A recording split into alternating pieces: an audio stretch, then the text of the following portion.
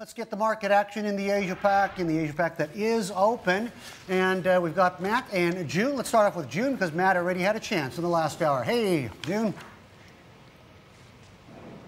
Hi, Bernie.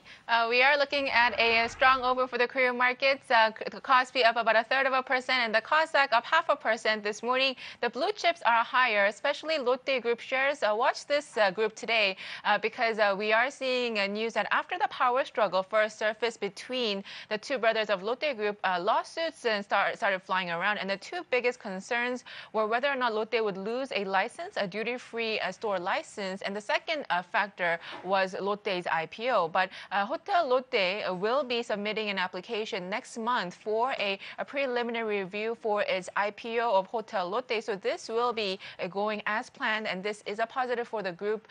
So they are saying that at Lotte, preparations for the IPO listing is currently underway. The IPO review will be submitted with the KRX, the Korea Exchange, next month, and the Lotte Group is expected to complete the listing of this Hotel Lotte on the Kospi in the first half of next year. Hotel Lotte is expected to have a market cap of over 10 trillion won, about $9 billion US.